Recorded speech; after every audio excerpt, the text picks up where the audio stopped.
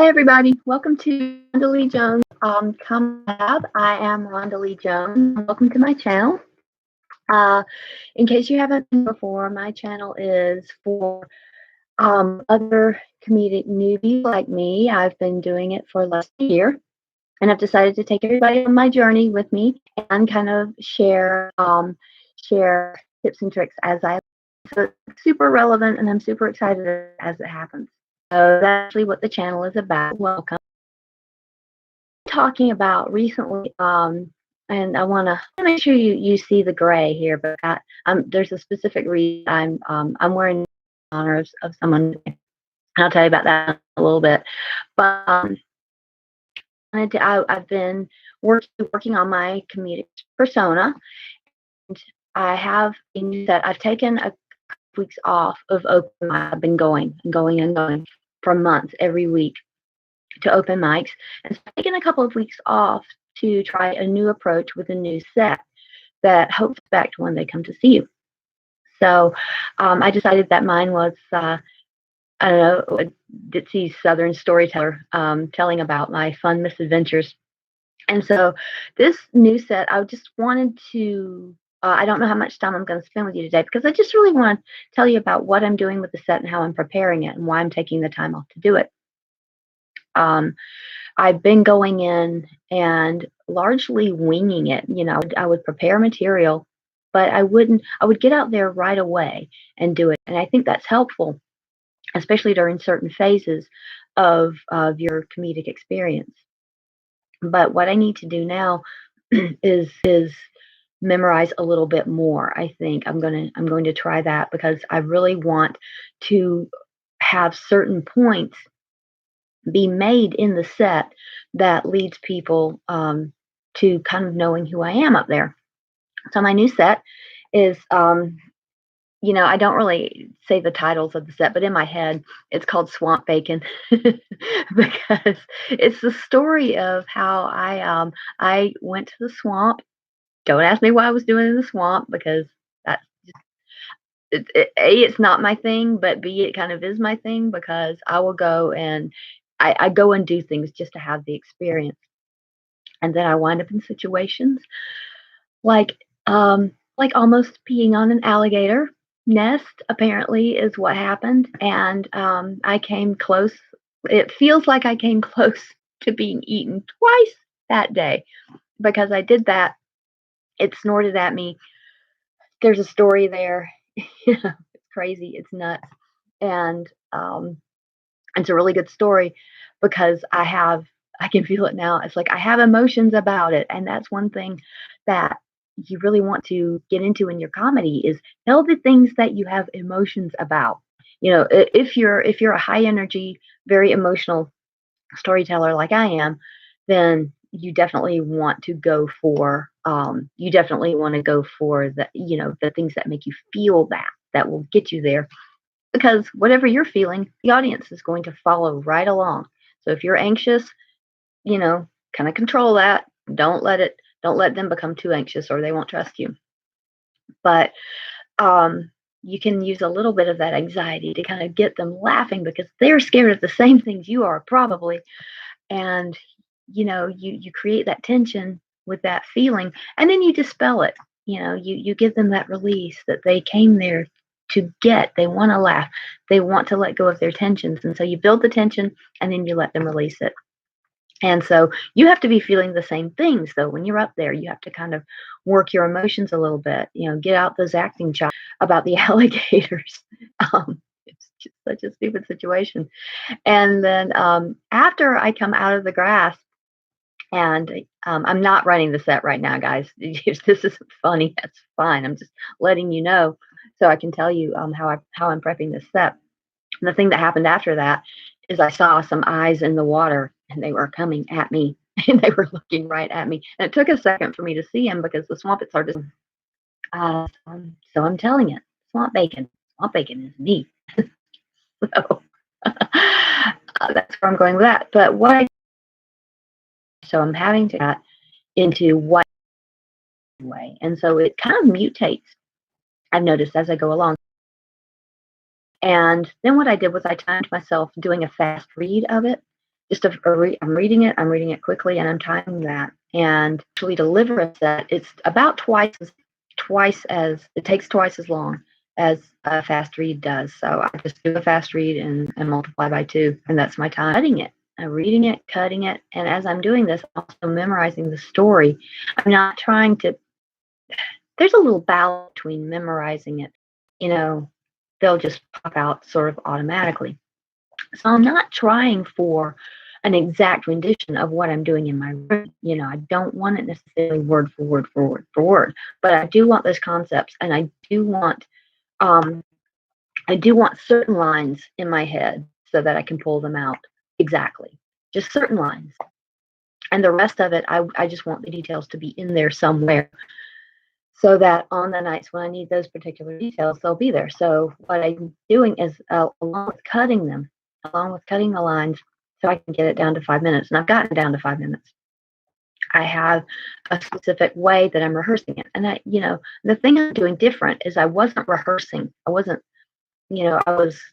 I'm sorry, I'm sniffing, guys. I don't know if my allergies are doing things, but I what I was doing before is I was getting the gist of the story, and I was going up there and hoping for the best. And a lot of times that worked. If I was particularly relaxed that night and particularly energetic, then it would work. But I noticed that, if I'm really going to be more conscious of what I'm putting out there, persona wise, I'm going to have to actually rehearse a little bit. And so that's what I'm doing. So I spent about a week cutting and getting to know the story. And I could tell the story, but I do want access. I do want those words just kind of in there somewhere, which is why I'm rehearsing it. So what I do is I'll read through the story about 3 times. No, exactly 3 times. I've got a thing that I'm doing. So I'll read the story 3 times to kind of keep the flow in my head. And then on index cards, I like my colorful index cards. I put my opener and my closer on the index cards. And so I can really know those words just for the opener and the closer at first. And then I have a couple of rants in there where I get emotional, and I want those because there are a couple of things that I've stated exactly, and I want to pull it out pretty much in those same words when I'm on stage. So that's what I'm doing, and I'm taking the time to do that. I'm taking the time off from performing to do that, just a couple of weeks. Just a couple of weeks, and I'm going to get on stage and see what happens with it. I think I'll have a good night because I know the story so well. But what I'm trying to do is to not, while I want those exact wordings to be available to me, I'm not to get too hung up on that because I know it's the first time that that I'm taking the story out, and so it's not going to be as good as it's going to be later after I've told it a few million times. So that's what I'm doing, and I'm going to try just taking the time one set at a time, because as you guys know, I've been like throwing just a lot of stuff at the wall just to see what sticks. And now that I'm at this point, I'm going to be taking just one set at a time, getting to know that set really well. Um, now that I know how things kind of work for me, and see, how I can level up doing that. So I'm really excited. I'm gonna take this story out Thursday. No, I'm gonna take it out Wednesday. I'm gonna do it a couple of times at least, maybe even Tuesday. Who knows? But I'm gonna do it at least a couple of times this week and see what happens. I'll let you guys know my new way of preparing a story. But what I've been doing is I've been planning out my rehearsal sessions, and I've been just this is just a time saving trick, guys. When you have something you're trying to accomplish, it helps to, I don't know what's, oh, that's a hair clip. Um, it helps to kind of plan out the sessions ahead of time. This is what I'm going to be covering Monday. This is what I'm going to be covering Tuesday. This is what I'm going to be covering Wednesday. And you either have just the one item that you're doing or your little list of 3, which is what I'm doing. I list, fast read 3 times, go over opener, go over closer, just I have that on a list so I don't have to take, a very valuable 5 or 10 minutes trying to figure out what I'm doing that day. So I just have session 1, session 2, session 3, and this is what I'm doing session 1, this is what I'm doing session 2, this is what I'm doing work session 3.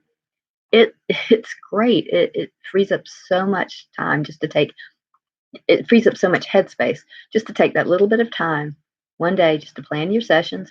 And you don't have to stick to it. If something happens and you want to do something different, then that's fine. But you have a plan for those days when you're like, oh, I don't know what I'm doing. I know I need to prepare this thing, but how? So, think about it when you're relaxed, plan it out, and do it. So that's what I've got as far as the Comedy Lab. I'm actually I I love YouTube and I love YouTube channels, and I'm actually wearing the pink. Well, it's peach, but it's sort of pink. I've got some pink on today, and I'm even doing the eyeshadow, the pink and gray eyeshadow. So I'm wearing pink and gray today, just kind of in honor of another YouTube channel, which is if you like birds, guys, seriously, I'm wearing this because it's the colors of a galah cockatoo, which are it's a pink and gray Australian cockatoo, and it's also called a rose-breasted cockatoo, and they are incredibly smart.